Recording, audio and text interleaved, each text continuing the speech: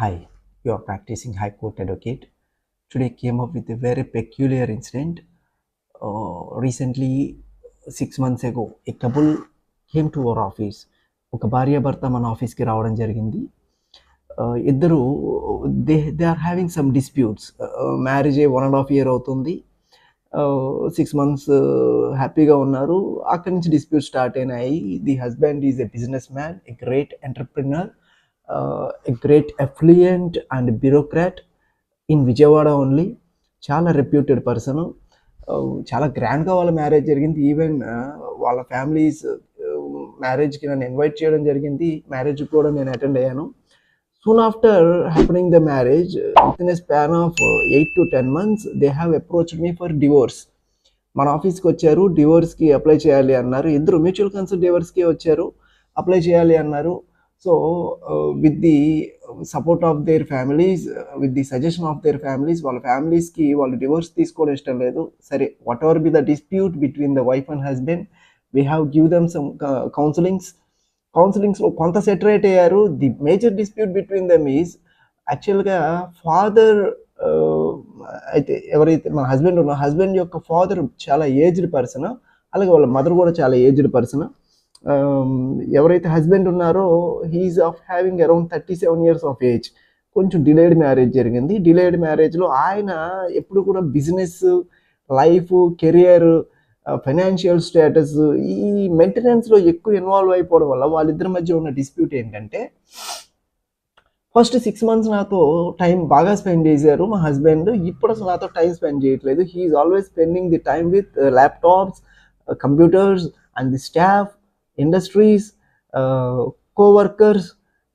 అలా ఆమె కంప్లైంట్స్ ఆమె చెప్తుంది వైఫ్ యొక్క. That is the only contention of the wife వైపు ఉన్న కంప్లైంట్. ఓన్లీ భర్త ఆమెతో టైం స్పెండ్ చేయట్లేదు, భర్త ఆమెకి టైం ఇవ్వట్లేదు. Even the parents of the husband, ఎవరైతే ఆమెకి అత్తమామలు ఉన్నారో వాళ్ళు కూడా వీళ్ళతో కలిసి ఉండట్లేదు. అయితే ఈ కంటెన్షన్ మీద వాళ్ళకి కౌన్సిలింగ్ ఇవ్వడం జరిగింది, only for the sake of the family. అతను ఇలా మీ ఫ్యూచర్ గురించి, మీ బ్రైట్ఫుల్ ఫ్యూచర్ గురించి, మీ ఫ్యూచర్ని ఒక లైమ్ లైట్లోకి తీసుకురావడానికి, మీ ఫర్దర్ జనరేషన్స్కి, మీ పిల్లలకి ఒక మంచి భవిష్యత్తు ఇవ్వడానికి ఆయన మీ గురించి కష్టపడుతున్నారమ్మా. Of course we have to see the coin from both sides. అయితే నాణానికి రెండు వైపులు చూడాలన్నట్టు ఆయనకి కూడా చెప్పడం జరిగింది, సార్ మొత్తం మీరు టైం మొత్తం మీ ప్రొఫెషనల్ లైఫ్కో లేకపోతే మీ ఫైనాన్షియల్ మేనేజ్మెంట్కో ఇవ్వడం కాదు. You have to spend some time to your wife. Just you have been getting married only for period of 1 year అవుతుంది. 1 yearలోనే ఇలాంటి ఇష్యూస్ వస్తే ఫర్దర్గా మీరు ట్రావెల్ చేయడం కష్టపడుతుంది అని చెప్పి ఆయనకి చెప్పడం జరిగింది. Both agreed and went off. Finally అలా 2-3 sessions వచ్చారు. 2-3 sessionsలో సెటరేట్ అయ్యారు, వెళ్ళిపోయారు. తర్వాత 2-3 sessions తర్వాత వైఫ్ రావడం మానేసింది, హస్బెండ్ ఒకడే వచ్చారు. వైఫ్ లెఫ్ట్ ది హోమ్, వదిలేసి వెళ్ళిపోయింది. ఇతను వదిలేసి వెళ్ళిపోయి అతని మీద 498A కేసు పెట్టింది. 498A కేసు పెట్టడంతోనే basing on the ground of cruelty husband వచ్చారు, మనతో డివోర్స్ పిటిషన్ వేయించాలని ప్రయత్నించారు. సరే వేద్దాం అని చెప్పి we have tracked up to ఒక 2-3 months అలా ట్రాక్ చేసి ఏమన్నా మీడియేటర్షిప్ ప్లాన్ చేసాము from the end of their parents. ఇద్దరు పెద్దల మధ్య ఒక పంచాయతీ పెట్టడం జరిగింది. పంచాయతీలో కూడా she is not ready to come. తన కంటెన్షన్ ఏంటంటే, there is no physical relation, there is no care and affection, there is no time for the husband to spend with wife. అది ఆమె కంటెన్షన్ అది. So only basing on those factors she concluded everything as cruelty.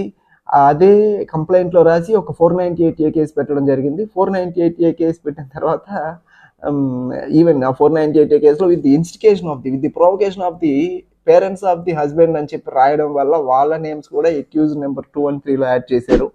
So taking everything in to consideration 41 CRPC notice ఇచ్చారు. వెళ్ళాము, స్టేషన్లో మాట్లాడాము, husband యొక్క ఫ్యామిలీని, హస్బెండ్ని తీసుకురావడం జరిగింది. Later we have filed a quash petition in the AP high court. Quash petition file చేసింది. What are the merits of the case, what are the arguments from the end of our side అంటే, just only basing on the contention of the wife. ఆమె ఏం చెప్తుంది, only physical relation లేదు, that amounts to cruelty. That is a ground for divorce, అంతేగాని that does not institute a crime under IPC.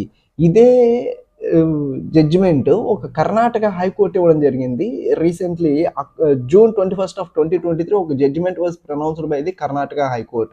The same thing, the facts of the case was purely similar. అక్కడ కూడా అక్కడ husband ఏం చేస్తారంటే వాళ్ళకి 2019లో marriage అవుతుంది. 2019లో marriage అయిన తర్వాత with in span of time 1 month కూడా వాళ్ళు కలిసి ఉండరు. 1 monthకి వైఫ్ హస్బెండ్ యొక్క మ్యాట్రిమోనియల్ హోమ్ని వదిలేసి వెళ్ళిపోతుంది. వదిలేసి వెళ్ళిపోయిన తర్వాత అతని మీద 498A కేసు పెడుతుంది. The contentions, the complaint of the wife is he is not spending, there is no physical intimacy, there is no consummation of marriage. శోభనం జరగలేదు, ఇద్దరికి ఫిజికల్ రిలేషన్ లేదు. దానివల్ల అతని మీద 498A కేసు పెడతానని 498A కేసు పెట్టడం basing on the ingredients of the FIR and the complaint and the charge sheet. The council for the respondent ఎవరైతే హస్బెండ్ యొక్క కౌన్సిల్ ఫర్ ది పిటిషనర్ ఎవరైతే ఉన్నారో వాళ్ళు హైకోర్టులో ఒక క్వాష్ పిటిషన్ ఫైల్ చేయడం జరిగింది కర్ణాటక హైకోర్టులో.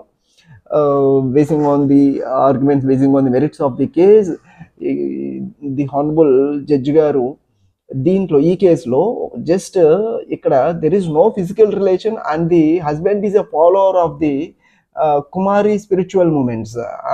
ఒక అతను సెలిబ్రేట్గా ఉండాలనుకుంటున్నాడు, ఒక బ్రహ్మచర్యంతో ఉండాలనుకుంటున్నాడు.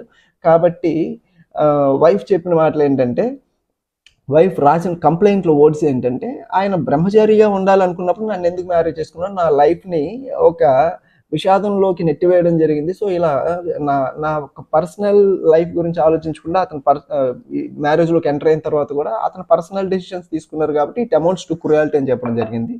సో దీన్ని బేస్ చేసుకొని 498A కేసు పెట్టారు ఈవెన్ వాళ్ళ పేరెంట్స్ మీద కూడా. సో అక్కడ ఆ జడ్జిమెంట్లో ఏం చెప్పారంటే, non-consummation of marriage would amount to cruelty under Hindu Marriage Act but not under Indian Penal Code. Observed High Court of Karnataka recently and it quashed criminal proceedings against a man and his parents in the wife complaint. దీని అర్థం ఏంటంటే, ఏదైతే ఇద్దరి మధ్యలో physical relation లేదు అని చెప్పి ఒక క్రిమినల్ కంప్లైంట్ ఫైల్ చేస్తారు 498A సెక్షన్ కింద, అది 498A సెక్షన్ కింద ఐపీసీ సెక్షన్ పరిధిలోకి రాబడదు. That is a ground. Hindu marriage యాక్ట్లో చెప్పబడిన క్రుయాలిటీలోకి మాత్రమే వస్తుంది. సో హిందూ మ్యారేజ్ యాక్ట్ 1955లో cruelty that is a ground for divorce, కానీ that is not a ground for punishment the husband under Indian penal code. So ఇక్కడ 498A పెట్టి స్కోప్ లేదు, ఆ స్కోప్ లేదు అని basing on the same judgment మనం ఈ జడ్జిమెంట్ని సైటేషన్ చేస్తూ ఏపీ హైకోర్టులో ఆర్గ్యూ చేయడం జరిగింది. మన క్లయింట్కి కూడా ఈరోజు వాళ్ళ పేరెంట్స్ ఎవరైతే ఇక్కడ పేరెంట్స్ కూడా కలిసి లేరు మన కేసులో, they are residing separately. Wife and husband మాత్రమే they are under the roof, వాళ్ళకి హౌస్లో ఉంటున్నారు. ఆయన కూడా by revengeful intent and oblique motive all the accused ఎవరెవరైతే హస్బెండ్ అండ్ ఒక పేరెంట్స్ ఉన్నారో వాళ్ళందరినీ కూడా FIR they have been implicated falsely in to the FIR. అదే మనం అవర్ క్వాష్ పిటిషన్లో చెప్పడం జరిగింది. హానరబుల్ జడ్జి గారు యాక్సెప్ట్ చేశారు. ఈరోజు క్వాష్ పిటిషన్ అడ్మిట్ చేసి ఫైనల్లీ దాంట్లో ఒక జడ్జిమెంట్ ప్రొనౌన్స్ చేయడం జరిగింది and the FIR was quashed. That is the good news which I would like to share with all the people.